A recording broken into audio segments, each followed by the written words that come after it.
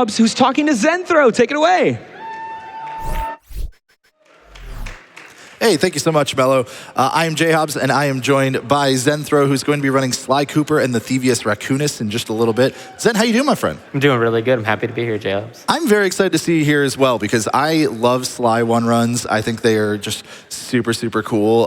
They're very different from like a lot of other PlayStation platformer runs in a lot of ways, I think, because your movement in that game can kind of almost be restricted in certain ways. Yeah. What drew you to running Sly Cooper? So what drew me was I initially had a couple of different ideas for things like some of the Crash games and stuff. Mm-hmm. And it actually, they looked a little too difficult to get into starting out wise, and Sly looked a little bit more beginner friendly.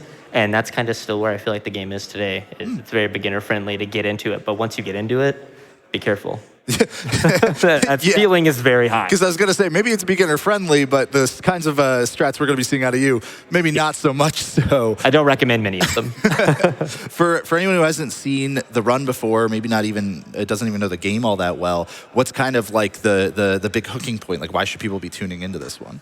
So I would say Sly Cooper speedruns, at least the first game, it's a lot different than your typical like movement-based speedrun, because there's not a whole lot of tech that's done, but it's very trick-based. So every single level has some high leverage trick that you're having to nail first try. And then there's also a lot of proxying and then fancy super jumps and stuff where you've heard of flying squirrels, right? Yeah. Well, we're going to be seeing some flying raccoons. Okay, and it's going to be all the time. Okay. Because I know that there's unskippable cutscenes in that game, which is, often like in speedrunning that sucks, right? Yeah. But when you have a game like Sly where because of those cutscenes you find the most ridiculous skips to get around them, it completely changes what that run would be without them, right? Like Exactly. Completely change it. So I know you've dabbled in a bunch of different games over the years and over time, some other PlayStation platformers stuff, and you mentioned like Crash stuff. You actually did end up learning a little bit of. What about Sly 2 and 3? Have you spent like much time with those compared to Sly 1, or do you just tend to like the first one? Yeah, so after, I think it was about the first 6 months of running Sly 1, you get that temptation to run the rest of the games in a franchise. And I actually ran Sly 2 pretty competitively for a while. I was getting kind of close to competing with the world record holder at the time, Gnist. And I slowly started to kind of taper off from that. I've dabbled in 3 and 4 a little bit as well, but they don't draw on me as much. But Sly 2 is another very, very good speedrun that I highly recommend. This is the first time hearing that there is a Sly 4. I did not realize. Yeah. Well, it's not Sly 4, it's Sly Thieves in Time. Right. But still, now I gotta go play it. Yeah. So with Sly Cooper, for your run coming up, you're not doing a traditional any % run. You're doing all keys, which is a different category. The thing not many people are as familiar with. So what is the difference between the two categories, and what do you like about all keys? So the main difference between any % and all keys is all keys I like to refer to as kind of like an all levels. So if you think about, we'll take Crash 2, for instance, because I know that game very well. There's 5 levels in a hub world, then you fight a boss fight. That's kind of the similar format that Sly follows, where it's 7 levels in a boss fight. So any %, we just skip 6 levels in worlds 1, 2, and 4.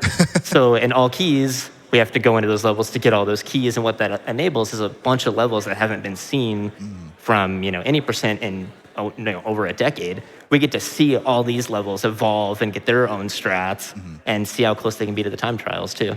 Awesome. Yeah, that's great. Now, the levels that you go into in both categories, do we still get to see a lot of the kind of sexy any % strats for those in all keys, or is it different? Are those like levels individually different as well? So the 4 introductory levels, you still see those in all keys like you do in any %. So those will be the same.